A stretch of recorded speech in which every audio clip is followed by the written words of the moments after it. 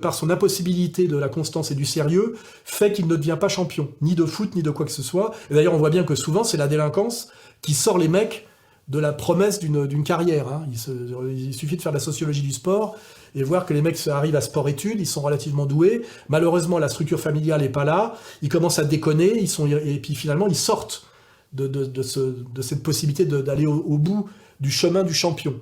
Donc moi, en tant que sportif, j'aime pas qu'on attaque des types qui sont quand même des types qui travaillent énormément pour arriver au meilleur, parce que je rappelle quand même que cette équipe de France était championne du monde en titre et a quand même réussi à rejouer une finale et à n'être battue qu'au tir au but. Donc d'un point de vue du bilan, il est difficile de cracher sur une équipe qui, je le rappelle, s'habille en bleu, chante la Marseillaise entièrement. Hein, genre... Nous, on avait une génération, on ne la chantait jamais la Marseillaise. Ça a commencé à chanter dans les années 90, je pense, à cause du rugbyman qui la chantait. Ben, on se demandait pourquoi les Français ne la chantaient pas. Puis je vais vous dire, après on a commencé à regarder, les joueurs s'ils chantaient l'équipe de France en fonction de leur couleur. Et parce qu'il y en a un qui était un peu plus coloré, et il disait tiens, il ne chante pas, il ne doit pas aimer la France. Donc c'est faux. Nous, on ne chantait pas l'équipe de France, pourtant on était tous blancs. Du procureur de la République, ça venait de très haut. Voilà. Nous faisons tout simplement. Quel était l'objet? En fait, l'objet, c'était quoi? On voulait simplement, on ne comprenait pas que noir, en fait. Privilèges qui vont avec, tu as aussi des devoirs, et il faut incarner la France, tu es regardé par les Français. Et moi, ce que je vois, c'est qu'aucun joueur de l'équipe de France aujourd'hui ne dit de conneries, comme le disait Benzema il y a quelques années. Je dis, l'Algérie, c'est mon pays. Hein. C'est le pays de mes parents, c'est dans le cœur. Mais bon, après, c'est vrai que la France, c'est plutôt sportif, quoi.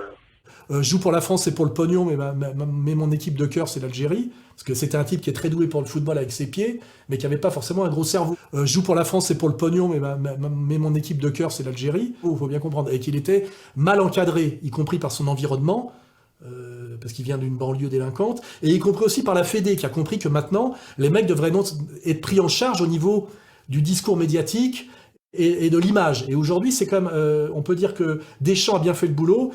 Les mecs s'habillent correctement, chantent tous la Marseillaise, et dans les commentaires d'après-match, disent toujours « Je joue pour la France, je suis fier des Français, vive la France, etc. » Donc, moi, je ne suis pas pour leur cracher à la gueule énormément. Après, l'autre sujet, effectivement, c'est, je l'ai dit, est-ce qu'on ne se sert pas l'équipe de France noire comme vitrine, qu'il faut négrifier la France? Mais pourquoi? En tant qu'homme blanc, ayant les pleins pouvoirs, détenant la vérité. Tu vois? Et tu vois ce que je veux dire? Moi, regarde, pour finir mon propos, excuse-moi, c'est une question à rallonge, hein, mais tant personne n'y voyait d'inconvénient. Bon. Joan Branco ou machin Branco, je sais pas quoi. Franchement, je te dis, tu as beaucoup de chance. Le Sénégal, il aurait eu un président comme moi, je t'aurais en place publique. Le Sénégal, c'est pas une serpillière. Malheureusement, nous avons un gouvernement. C'est pour cela que maintenant, j'exècre le président Macky Sall. Il a fait en sorte que n'importe quel saltimbanque peut venir essuyer ses salissures sur le Sénégal sans que rien ne lui arrive. Wallah, je suis trop content que tu me poses cette question parce qu'elle me fait très mal, tu vois. Le président Macky Sall, il a fait plein de réalisations matérielles, mais il a terni tout son tableau en laissant beaucoup de gens manquer de respect au Sénégal, que ce soit quelques États voisins, ou que ce soit même comme ce genre d'énergumène-là. Comme ce genre d'énergumène, d'accord? Je n'ai aucun respect pour lui. Je n'ai aucun respect pour les Sénégalais qui l'ont aidé dans son petit forfait. Wallah, je n'ai aucun respect pour eux. Moi, j'estime un conflit interne. Si moi, demain, j'ai un conflit avec toi, Elhadj, le chairman sénégalais, frère, comment que je sois damné si j'amène un étranger. Je préfère perdre en face de toi que d'amener un étranger pour gagner en face de toi. Parce que nous avons quelque chose en commun qui nous transcende, c'est l'amour de notre patrie, c'est l'histoire de nos ancêtres. Je ne sais pas si tu comprends ce que je veux dire. Quiconque introduit des étrangers dans des histoires internes, c'est un traître. Et quiconque permet à notre chère terre, notre cher pays, de se laisser marcher dessus comme le président Macky Sall, ira dans les égouts de l'histoire. C'est ce qu'il a fait Ousmane Sonko, il l'a pris. Je ne respecte pas Ousmane Sonko pour ça. J'en ai rien à foutre de ce que les Sénégalais pensent. D'accord? J'en ai rien à foutre. Ça me blesse franchement parce que ça diminue la valeur de notre pays. Voir un mec venir parader dans notre pays. Il aurait fait ça en Algérie. Il n'oserait jamais. Ça lui passerait jamais. Ses ancêtres l'auraient appelé de l'au-delà, lui dire va faire ça en Algérie. Il l'aurait pas fait. Parce qu'il sait ce qui va suivre. Mais là, pour lui, c'est une terre de nègres. Je peux venir. En plus, j'ai des collabos là-bas, des oncles Tom qui vont m'aider à ridiculiser leur propre pays. D'accord? Voilà. Tu sais, mon frère Elhadj, parfois, il faut qu'on sache se passer de ces pseudo-charités. Ces pseudo-gens qui viennent de l'extérieur toujours faire semblant qu'ils nous veulent du bien. Ça fait 400 ans, 500 ans qu'ils nous font la même rhétorique. Nous avons assez d'avocats plus qualifiés que lui. D'accord? Nous avons des intellectuels à qui il n'arrive même pas à la cheville. D'accord? Et quand je l'ai vu venir, tous les avocats sénégalais s'écarter pour lui laisser la place. Subhanallah, wallah, c'est comme si on avait enterré le la Sénégal. France pour être performant, ça c'est le côté manip politique malheureusement qui me dépasse et qui nous dépasse un peu. J'ai aussi cette inquiétude, ce que j'appellerais du projet Kalergi, qu'il faut métisser un pays pour le soumettre plus facilement. Qu'il faut métisser un pays pour le soumettre plus facilement. Je l'ai déjà dit tout à l'heure. Et après, il y a est-ce que cette équipe joue si bien que ça? Alors, je dirais que le jeu de l'équipe de France ressemble au jeu du coach qui est Didier Deschamps.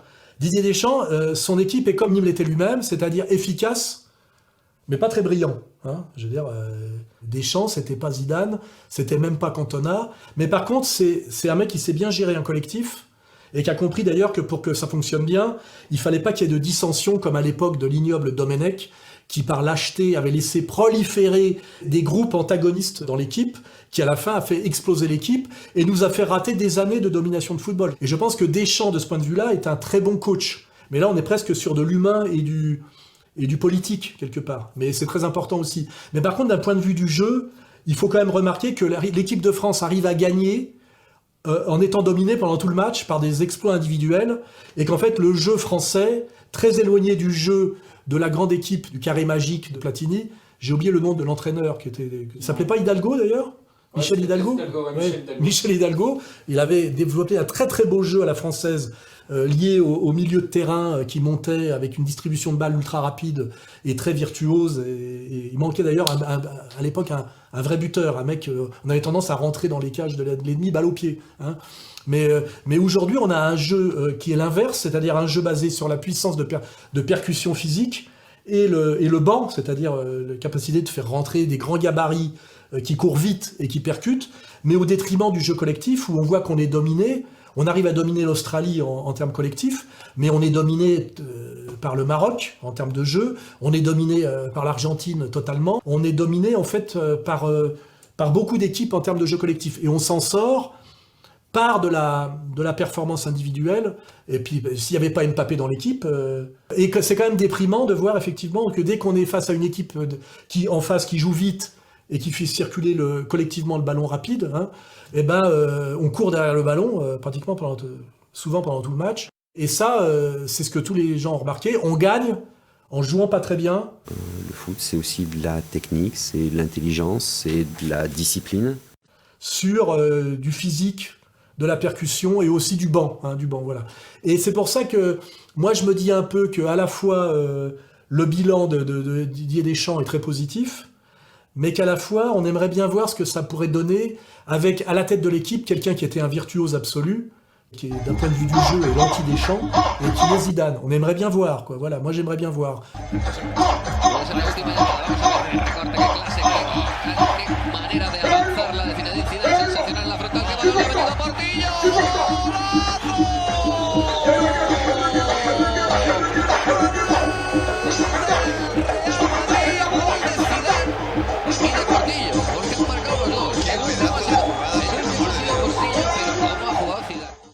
Et puis après, ça amène à un sujet encore plus vaste sur quel est le mode opératoire des centres de formation et de recrutement depuis déjà des années. Et là, ça amène au sujet Griezmann d'une certaine manière. C'est-à-dire que ça fait des années et des années qu'on privilégie la force physique la puissance, la vitesse de course sur l'intelligence stratégique et la technicité, je dirais.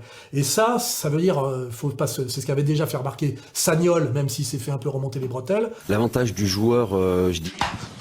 Pourquoi on a toujours considéré, parce que moi l'histoire, le noir, pas technique et tout, mais qu'est-ce que c'est que ces conneries quoi. Genre, on a mis l'exemple et en plus les Norvégiens, si on parle on peut le dire Daniel, nous on s'est amusé à faire une liste de joueurs. Alors, il y en a des techniques. En regardant Yaya Touré sur un terrain de football, on se demandait parfois s'il faisait le même sport que les autres. Plus grand, plus rapide, plus costaud que la majorité des autres joueurs à côté de lui. L'Ivoirien a donné pendant quelques années cette impression de puissance que peu de joueurs ont réussi à atteindre. Des gros tacles défensifs, pas de soucis, des grandes courses vers l'avant pour casser la première ligne de pressing, aucun problème. Du dribble encore et toujours malgré sa grande taille, ça aussi, Yaya savait très bien le faire. Un mélange presque parfait entre technique et puissance de jeu. Mais sa plus grande qualité selon moi était peut-être sa vision du jeu et sa qualité de passe exceptionnelle.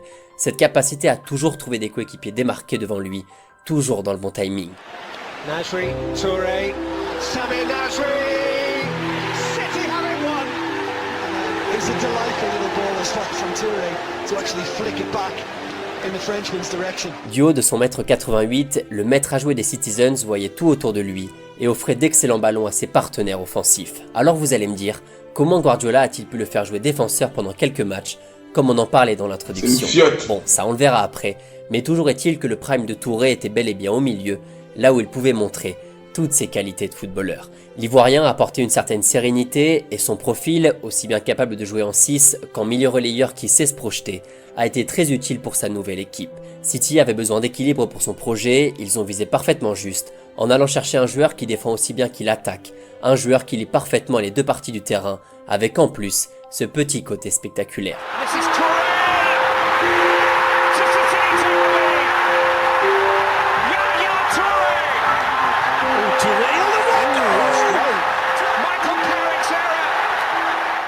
Daniel, nous on s'est amusé à faire une liste de joueurs. Alors, il y en a des techniques, il y en a des dizaines. Non, moi ce qui m'intéresse toujours, c'est la culture. Et moi j'aime les différences culturelles.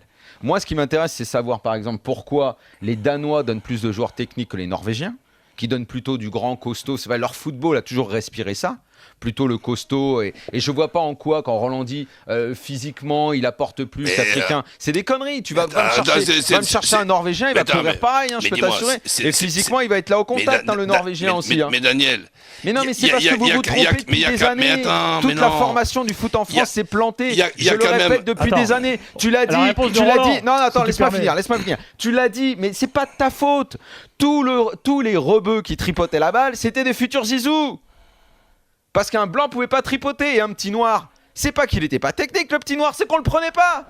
Et ils exigent que cette division ne compte plus aucun soldat noir. Ça s'est passé avant le débarquement. Les Américains ont dit qu'ils ne pensaient pas que les soldats noirs étaient capables de conduire des chars. Le noir c'est grand, un noir c'est grand. Mais toute la formation à Clairefontaine, ils ont standardisé. Alors les mecs qui donnent des leçons et qui veulent porter plainte, mais qu'ils aillent foutre le nez à Clairefontaine, je l'ai fait moi. Je les ai entendus ces discours à la con moi. Il y a un problème, c'est que les Noirs issus de l'immigration et qui sont en concurrence avec le résidu du prolétariat blanc qui arrive dans les centres de formation à 12-13 ans, les Noirs, et c'est un constat de nature, hein, la nature existe, sont plus précoces au niveau pubertaire que les Blancs. Hein.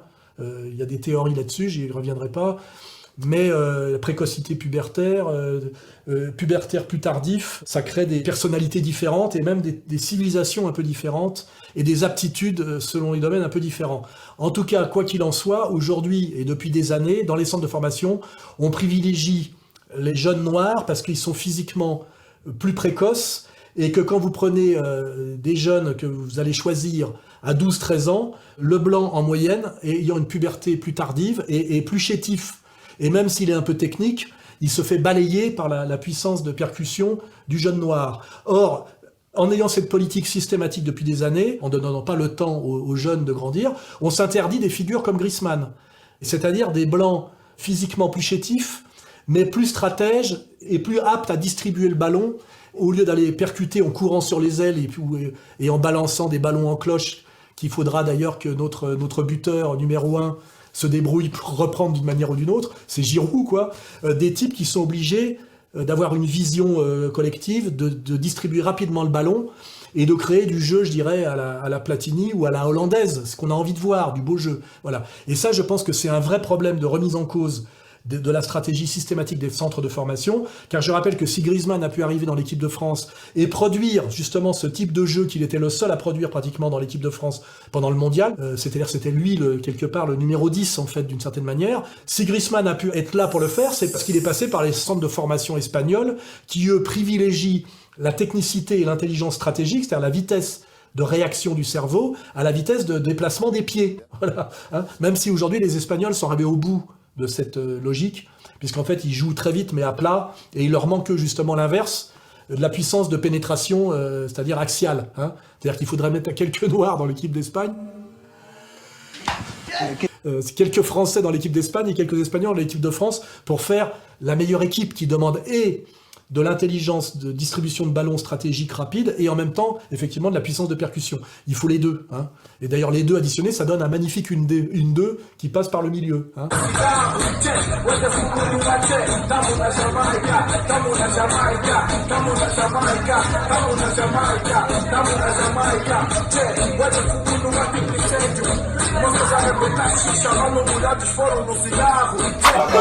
Là, c'est là. Voilà. Là, je peux pas le nier, le Tottenham voilà. Dans la main. Là, tu tournes. Hey ah ouais. Hey, c'est ça quoi. Il est connecté là, là-bas, c'est ça quoi. Hey, il est le Brésil, il me dit pas. Ce qu'il y a très peu, en fait, en réalité. Et nous, en fait, on a des mecs qui courent sur les ailes hyper vite. Mbappé, d'ailleurs, est le prototype de ça. En plus d'être très technique et d'avoir le sang-froid du dernier geste, hein, donc il additionne au moins 3 qualités. Mais celui qu'on a fait courir sur l'aile droite, c'est aussi basé sur une vitesse de course pure et de percussion. Et puis après, démerdez-vous avec le ballon, je le balance. Alors en plus, on sait très bien quand on peut arriver pratiquement au point de corner et mettre un ballon légèrement en retrait dans ce qu'on appelle, je sais pas quoi, les 16 mètres, il y a toujours une chance de mettre un but. Hein. Mais à un moment donné, quand on fait que ça... ça fait penser au handball, quoi. C'est pas ça la beauté du football. La beauté du football, c'est ce que fait de temps en temps, c'était l'école brésilienne, c'est ce que font d'ailleurs les plus grandes équipes, quoi. Alors les Brésiliens le font, mais ils n'ont pas l'efficacité défensive, donc il leur manque autre chose. En fait, aujourd'hui, l'équipe qui aurait tout à la fois, elle n'existe pas. Si les Argentins, en finale, ils avaient tout, hein, pratiquement. Là. Ils nous ont quand même mis une branlée en termes de football. Qui était, je vous dis, c'est comme un boxeur génial face à un bourrin, mais qui a une énorme frappe, et qui arrive à maintenir le combat jusqu'au bout, alors qu'il est dominé à la touche à chaque round, mais qu'il arrive à mettre 3 grosses patates qui fait que l'autre est compté 3 fois. Vous voyez, c'est à peu près ça, quoi.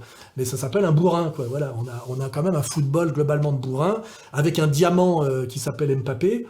On n'en a pas 36, hein, des diamants, et un Griezmann qui est proche de la retraite, qui a la capacité, parce qu'il a échappé à la logique des centres de formation français, à jouer à l'italienne, pas à l'italienne, à l'espagnol. Et je vous dis, il faudrait une intelligence au sommet de la... c'est-à-dire il faudrait un mec intelligent comme Soral. Malheureusement, le sport ne mène pas forcément à la super intelligence, hein, pour comprendre qu'il faut il faut maintenir effectivement cette idée française du mec qui court vite et qui percute, c'est-à-dire... le mec qui vient d'Afrique, c'est vrai, il le faut, mais il faut aussi du stratège distributeur comme les Espagnols ont été capables d'en produire pendant des années, et qu'en combinant les deux, on fait la meilleure équipe du monde. Je pense qu'on peut le faire. Hein. Yes, I'm so excited. Africa won the World Cup. Mais il va falloir modifier la politique des centres de formation en intégrant les deux filières. Hein, la filière du petit blanc intelligent technicien, distributeur de ballons et constructeur de jeux, et la filière qui est aujourd'hui un peu trop massive, du sprinter percuteur noir. Alors après, on va peut-être m'accuser d'un certain racisme, j'en ai rien à foutre. Le sport, c'est l'efficacité. Hein, c'est pas l'idéologie antiraciste rajoutée dessus pour faire joli. Ça, c'est ce qui fait qu'on devient nul en sport. Le sport, il y a des morphotypes, il y a des réalités. On sait quand même que les Noirs courent plus vite que les Blancs, c'est pas de l'idéologie. Hein. Le Blanc le plus rapide du monde, je vous rappelle que c'est le petit Savoyard Lemaître, qui arrive à courir en, je crois, 9,96, enfin, au meilleur de son truc. Les Noirs courent plus vite que les Blancs, hein, voilà. On le sait. Donc à un moment donné, si on veut faire de l'idéologie et dire il n'est pas question de raciser le sprint et on va faire une parité des blancs et des noirs dans les relais, déjà on gagne rien, mais on gagnera encore plus rien. Hein, voilà. Et puis vous regardez la hiérarchie sur le 100 et le 200 mètres mondial du sprint, homme ou femme. Hein, et puis là, il y a une réalité qui s'impose à vous. Et cette réalité, c'est ce que disait Sagnol. Il avait parfaitement raison. Vous savez pas à quel point vous êtes supérieur, ça? Regardez-le. Je suis très sérieux, là. Je me calme. Regardez l'histoire de la musique classique. Alors si on veut gagner au foot, il faut faire un peu moins d'idéologie de gauche à la con et être dans le réel et la gestion du réel. Et compte tenu de ce qu'est la France et effectivement de cette profusion de morphotypes qu'on a, que d'ailleurs on retrouve dans le handball et aujourd'hui dans le rugby, même s'il y en a qui me disent « Ah non, c'est toujours le rugby du Sud-Ouest ». Peut-être, mais ce qu'ils oublient de dire, c'est qu'il y a aussi des banlieues partout, y compris dans le Sud-Ouest. Hein, et que même si les mecs viennent encore de Toulouse, est-ce qu'ils viennent de la paysannerie de Toulouse ou est-ce qu'ils viennent de la banlieue de Toulouse? Et là, ils verront que leur discours s'infléchit un peu. Et d'ailleurs, moi, je prends les deux. Hein. Je prends la paysannerie du Sud-Ouest et les banlieues du Sud-Ouest. L'équipe de France actuelle, en rugby, elle joue bien. Et elle joue un beau jeu, c'est ça que je veux dire. High into the sky, maybe a little further than he would have liked, and Dulac had the ability to call the mark, and off he goes to the races. Dulac pops the ball off, Ntamak on his shoulder, passes stick on this occasion for France. Dupont wants it, Dupont has it. Vakatawa has a little look at Watson. Oh, what an offload. Benno over the top, Benno goes after it. What way is the ball going to bounce? Beautiful, absolutely beautiful. Voilà, donc, à un moment donné, si on veut gagner en sport, on arrête un peu à faire de l'idéologie de gauche à la con, qui d'ailleurs détruit tout, l'économie et la politique aussi, et on est dans le réalisme de la gestion des corps, parce que c'est quand même des corps. Hein, voilà. Et on sait qu'il y a aussi des impératifs raciaux, c'est-à-dire que certains sont privilégiés dans certains domaines, c'est clair. Donc il faut de tout. Il faut de tout. Il faut des Nordiques aussi. J'aime bien les Nordiques. Une bonne mentalité. Donc, à la suite de ça, j'ai une deuxième personne qui m'a contacté. Là, on s'est parlé au téléphone. L'autre, je l'ai vu en vrai, mais l'autre, on s'est parlé au téléphone. Elle m'a expliqué qu'elle aussi, elle connaît des footballeurs. Je ne sais pas si c'est son cousin ou des choses comme ça. Mais elle m'a expliqué que, en fait, la véritable raison pour lesquelles les footballeurs prenaient des femmes blanches, c'est parce que c'était un frein à leur carrière s'ils ne prenaient pas des femmes blanches ou autres. Et puis après, il y a de la gestion politique et sociale. Et quand on articule le tout bien et qu'on est un pays riche quand même, enfin beaucoup moins pauvre que les trois quarts des pays en concurrence avec nous, et qu'on a cette richesse, effectivement, qui peut nous emmerder d'un certain point de vue, qui s'appelle la gestion de notre ancien empire colonial, on peut, dans les sports collectifs, être les meilleurs du monde, comme on commence à l'être d'ailleurs en basket. Hein. Je veux dire, personne aujourd'hui ne critique la négrification de l'équipe de basket en France. Pourquoi? Parce que ce ne sont pas encore, sauf quand ils sont achetés par la NBA, et ils le sont de plus en plus. Puisque aujourd'hui, le mec que tout le monde veut acheter dans la NBA aux États-Unis, c'est un basketteur noir français de 17 ans qui fait 2,22 m. Personne ne crache sur les noirs dans le basket en France. Pourquoi? Parce qu'ils sont pas milliardaires. En fait, ce qui agace, c'est le pognon. C'est qu'en réalité, s'il y avait moins de pognon dans le foot, et qu'il n'y avait pas plus de pognon dans le foot que dans l'athlétisme, personne ne se plaindrait que les noirs jouent au foot, parce que de toute façon, l'idée qu'on a quand même fondamentalement, c'est que les noirs doivent faire des sports de pauvres, et des boulots mal payés. Tu vois ce que je veux dire? C'est tout. C'est qu'on dit quand même, c'est pas normal de payer autant des noirs. Voilà, c'est tout. Et quand on a fait cette analyse globale, on peut à la fois s'agacer du métissage généralisé, et on peut à la fois respecter des types qui, s'ils sont dans l'équipe de France, malgré tout les critiques que j'ai pu faire sur le style de jeu à la Deschamps, sont des mecs qui ont énormément travaillé, parce que plus on prend un sport de masse, plus il y a de monde à la base. C'est pas comme une équipe de polo. Hein. Pour intégrer l'équipe de polo française, si elle existe, vous avez le choix entre 200 mecs. Pour intégrer l'équipe de France de football, regardez combien il y a de licenciés. Il faut énormément être bon, énormément bosser, il n'y a pas de secret. Et c'est beaucoup de sacrifices. Moi, je suis un sportif qui n'a jamais pu atteindre le super haut niveau, mais j'ai été au contact du haut niveau, parce que j'y étais presque. Je fais une fente de bras avant et je glisse la jambe. Je rentre un petit peu sur l'intérieur, j'arrête sur cuisse, je prends ma distance et je te casse la patte. Mais pourquoi?